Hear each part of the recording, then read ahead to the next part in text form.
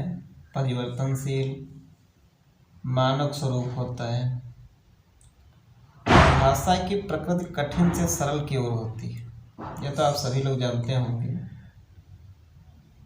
कि भाषा की प्रकृति जो है वो कठिन से सरल की ओर होती है, अर्थात पहले कठिन लगती है, अंत में धीरे धीरे सरल हो जाती है। भाषा को सीखने के लिए मनोवैज्ञानिक दृष्टिकोण, सबसे पहला है जिज्ञासा। जिज्ञासा मतलब आशा।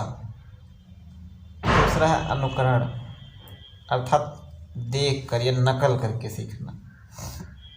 तीसरा है अभ्यास, मतलब बार बार उसको कई बार करना या बोलना, ये होता है। भाषा का विकास कौशल,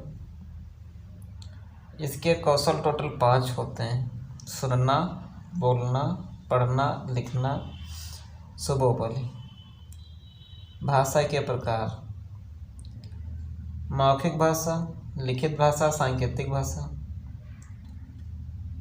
मौखिक भाषा बोल कर सुनना या फिर साक्षात्कार या फ़ोन पर बात करना इत्यादि जो प्रक्रियाएं हैं ये मौखिक भाषा के अंतर्गत आती हैं।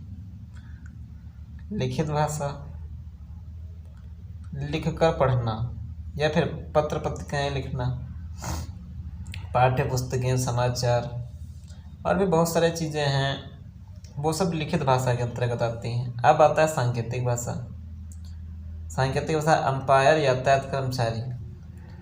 इसे तो आप समझ ही रहे हैं कि जैसे अंपायर है वो अपनी भाषा को बोल के ना बल्कि अपने इशारों से व्यक्त करता है, सेम उसी प्रकार यातायात का जो कर्मचारी होता है वह भी अपने इशारों से कई भाषाओं को व्यक्त करता है, जिसके अनुसार पब्लिक समझ जाती है कि हमें कब, कैसे और क्या करना है। जब तक सार्थक ध्वनि न सुनाई दे तब तक हर आवाज़ सांकेतिक भाषा, तथा जब तक कोई शब्द पढ़ने को न दिया जाए तब हर प्रकार के संकेत दिखाई दें, सभी सांकेतिक भाषाएं होती। कहने का मतलब ये है कि जब तक कोई चीज़ पढ़ने के बाद अगर उसकी ध्वनि हमारे कानों तक नहीं सुनाई दे रही बल्कि इशारों के माध्यम से उसे समझाया जा रहा है, ऐसी भाषाएं ही सांकेतिक भाषा होती हैं। जगत जननी भाषा संस्कृत भाषा को कहा गया है। हमारी जो मातृभाषा है वो संस्कृत भाषा है। संस्कृत भाषा ही मूल भाषा है।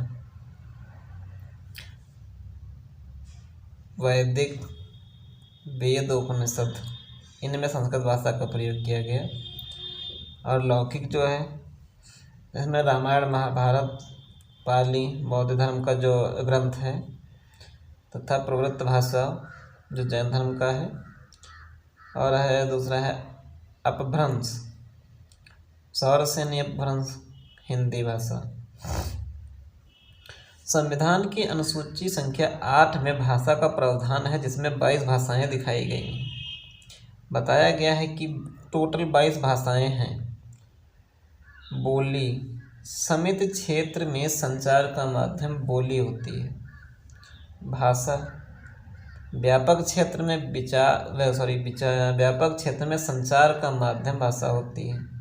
मातृभाषा, वह भाषा जो माता के मुख से सीखी जाती है और इसका विस्तार समाज और परिवार से होता है और मातृभाषा कहलाती है। अब आइए देखते हैं राज्य भाषा। किसी राज्य के शासन संबंधित कार्य जिस भाषा में किए जाते हैं उसे राजभाषा कहते हैं। हिंदी राजभाषा है। राष्ट्रभाषा, किसी राष्ट्र की अधिकांश या संपूर्ण जनता प्रयुक्त भाषा को राष्ट्रभाषा कहते हैं। तो आइए दोस्तों अब देखते हैं कि व्याकरण क्या होता है। व्याकरण का अर्थ भली भांति समझना, अर्थात किसी भी चीज़ को अच्छी तरीके से समझना ही व्याकरण होता है। व्याकरण वह विधा है जो हमें किसी भाषा का शुद्ध उच्चारण, शुद्ध लेखन और शुद्ध प्रयोग का ज्ञान प्रदान करता है। व्याकरण के अंग 3 हैं।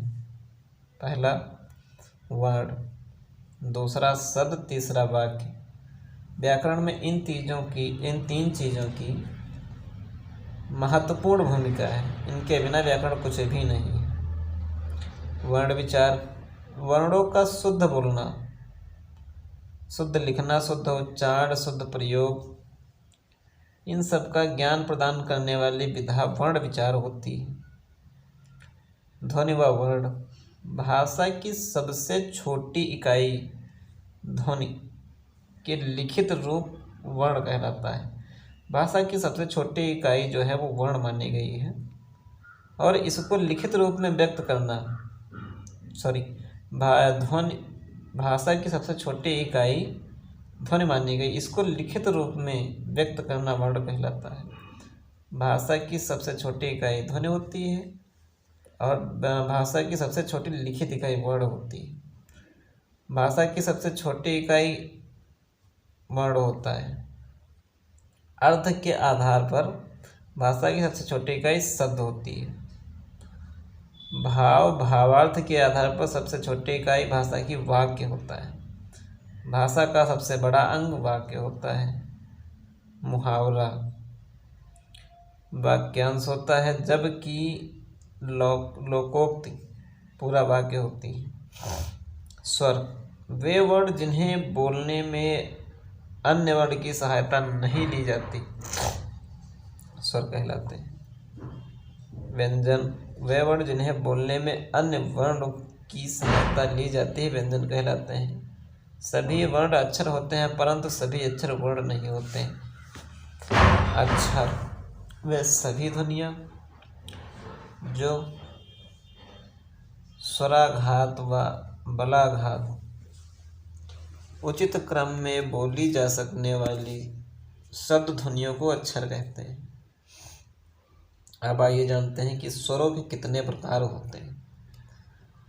स्वरों के टोटल निम्नलिखित प्रकार हैं, जैसे मात्रा उच्चारण करने में लगने वाले समय के आधार पर ह्रस्व मात्रिक अर्थात एक मात्रा वाले स्वर, दीर्घ मात्रिक अर्थात दो मात्रा वाले स्वर, जिनको संधि स्वर भी बोला जाता है। प्लुत स्वर, प्लुत स्वर अर्थात इनको हम ये भी कह सकते हैं कि जो त्रिमात्रिक वाले स्वर होते हैं प्लुत स्वर कहलाते हैं। अब बात करते हैं वर्णों के भेद की। वर्णों के मुख्यतः दो भेद हैं, पहला स्वर और दूसरा व्यंजन। ह्रस्व स्वर, ह्रस्व स्वर में आ है, छोटी ई है, छोटा ऊ है, ऋण है, ये ह्रस्व स्वर होते हैं। इनमें एक मात्रा का समय लगता है। अब बात करते हैं दीर्घ स्वर की। दीर्घ स्वर अर्थात द्विमात्रिक स्वर जो होते हैं उन्हें दीर्घ स्वर कहते हैं। इसमें जैसे दीर्घ आ है, दीर्घ ई है, दीर्घ ऊ, ए, आए, ओ, आओ आदि। प्लुत स्वर, प्लुत स्वर वह स्वर होते हैं जिनका उच्चारण हमें देर तक करना होता है, अर्थात जिनमें तीन मात्राओं का समय होता है, जैसे रा है आदि। अब बात करते हैं व्यंजन। स्पर्शी, अंतस्थ, ऊष्म, ये व्यंजन के प्रकार हैं। स्पर्शी व्यंजन कौन कौन से हैं, आइए देखते हैं। स्पर्शी व्यंजन जैसे का है, खा, गा, घा, अंगा, चा, छा, जा, झा, इया, टा, ठा, डा, ढा, णा, ता, था, दा, धा, ना, पा, फा, बा, भा, मा। अंतस्थ व्यंजन, अंतस्थ व्यंजन ये हैं जैसे या, रा, ला, वा। ऊष्म व्यंजन वह होते हैं जिनको बोलने पर या जिनका उच्चारण करने पर हमारे मुख से गर्म हवा निकलती है, जैसे शा, खा, सा, हा इत्यादि ऊष्म व्यंजन है। अब आइए जानते हैं कि संयुक्त स्वर कौन कौन से होते हैं। संयुक्त स्वर चार होते हैं, जैसे ए, आए, ओ, आओ इत्यादि। अयोगवाह, अयोगवाह में सिर्फ दो ही वर्ण रखे गए हैं, पहला अंग, दूसरा आ। द्विगुण वर्ण मतलब उच्छिप्त व्यंजन, उच्छिप्त व्यंजन भी दो ही हैं, जैसे अ, ढ़। अर्ध स्वर, य और व दोनों ही अर्ध स्वर हैं। संयुक्त व्यंजन जैसे क्ष और व,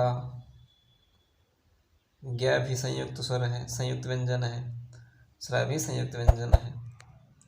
थैंक यू दोस्तों, आगे की बात हम करते हैं कल।